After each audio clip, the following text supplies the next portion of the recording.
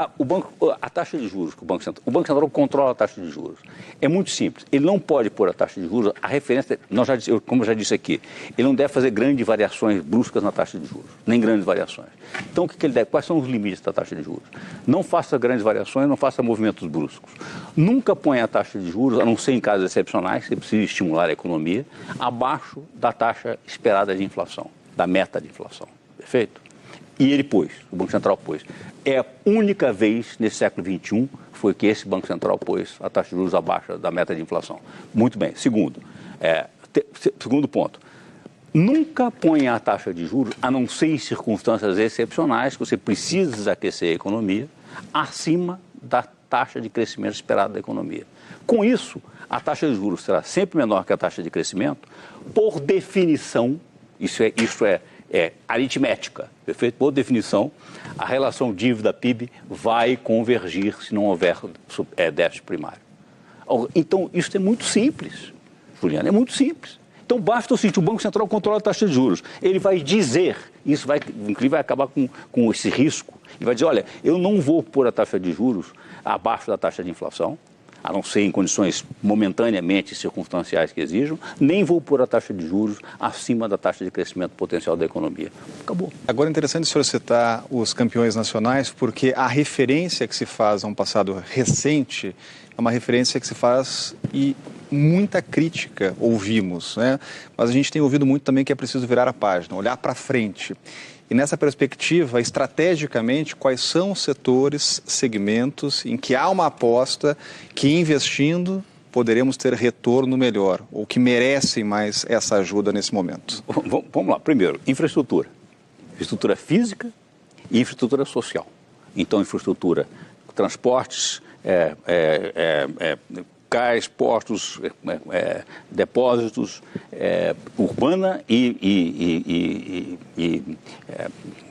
rodoviária, ferroviária, o que for, feito portos, tudo. Infraestrutura social. E infraestrutura social, que é ligado com essa, que é saneamento. Perfeito? Fundamental. Tem um marco novo aí. Que é um avanço. Perfeito? Porque você não precisa fazer isso, pode ser feito em parceria com o setor privado. Isso. Melhor ainda. De novo, Estado e setor privado podendo infraestrutura. Saúde. Educação. Educação primária, fundamental. Educação a partir desde lá de baixo. Isso é muito mais importante que a educação superior. Perfeito? E não há, está comprovado isso no mundo inteiro, em todos os lugares. Se você nasce numa família de pobreza absoluta, tem má alimentação, tem desde até os 3 anos de idade, a sua performance de educação vai ser afetada. Então, tratar da questão de pobreza absoluta, dar um auxílio para famílias que têm crianças abaixo, e não só auxílio financeiro, de certa forma, o apoio a famílias de pobreza absoluta é fundamental do ponto de vista de melhoria da educação. Então, saúde e educação de novo, não são indissociáveis e precisam ser tratadas coerentemente. André, você desenhou bem para o Rodrigo aí alguns setores que podem, sobretudo investimento na economia, investimento real, que a gente estava falando aqui, Estado e setor privado podem, né, direcionar. Investimento é sempre real, tá? O resto não é Tá o certo. outro não é investimento. Tá certo. Eu queria te fazer uma pergunta sobre a questão internacional. O Rodolfo falou, a Ju também, sobre integração regional aqui na América do Sul, que o presidente Lula sempre teve isso em mente. E isso pode voltar à pauta. E uma outra coisa, essa agenda nova da economia verde, essa capacidade que o Lula tem de conversar com as lideranças internacionais, de colocar o Brasil de novo no mundo, no jogo, você acha que isso já traz um retorno imediato para esse ano, para de repente segurar uma economia que não vai dar não vai dar um solavanco esse ano, mas que segure aí, talvez chegue num crescimento de 2% do PIB para a gente pensar num salto em 24. O que você está vendo nisso? E depois, plano real, se é possível essa ideia ser exportada para a região aqui, sobretudo da Argentina. Vamos lá, primeiro, eu não terminei a questão dos investimentos. Claramente, o investimento que tem efeito mais imediato sobre a recuperação da economia seria, sem dúvida nenhuma, em habitação. Então, habitação, saneamento e infraestrutura. Habitação e saneamento, para começar, ele tem um impacto imediato na construção civil. Perfeito? E para a recuperação da economia. Agora, pulando desse que tem efeito imediato porque que é o objetivo de longo prazo, que hoje tem mais fontes de financiamento externo, de verdade, é claramente um investimento que se chama ambiental. O investimento, o Brasil, em você recompor a riqueza ambiental do Brasil. Claramente, a floresta amazônica é o principal ativo disso. Então, este investimento, a ideia de que o Brasil avançar numa reindustrialização, uma ideia de um investimento, de criar que a economia tenha uma agenda produtivista e não financista, produtivista para o país, e que essa nova produção, aumento da produtividade, seja numa economia descarbonizada, ou seja, de energia limpa, sem carbono, que é a agenda que está sendo imposta, exigida no mundo inteiro, é fundamental.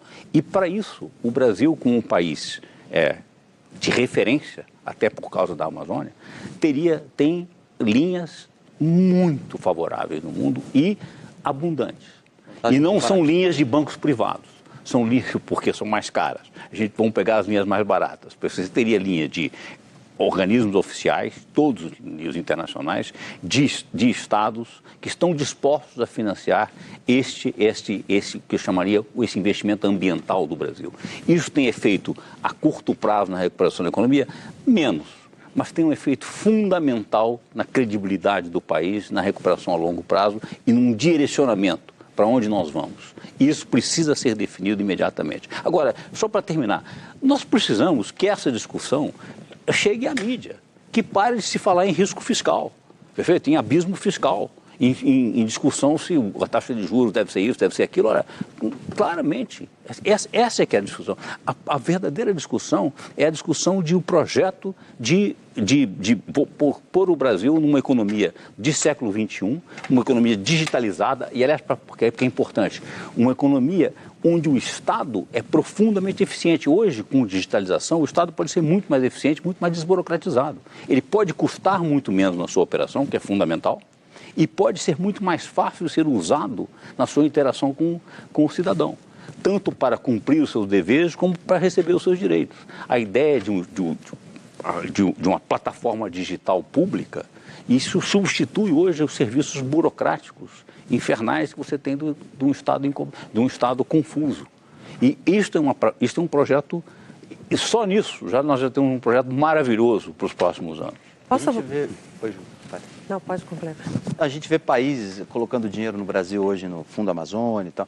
Você acredita que em muito pouco tempo os grandes conglomerados, as grandes empresas vão fazer isso também? Estão fazendo isso de uma maneira significativa que possa chegar fluxo de capital no Brasil pesado, grande, para que a gente possa investir nessa economia produtivista? André, vamos voltando, vamos lá assim. O Brasil hoje, você começou, ele tem 73% de dívida pública, financeira pública, e tem 20% do PIB em reservas internacionais.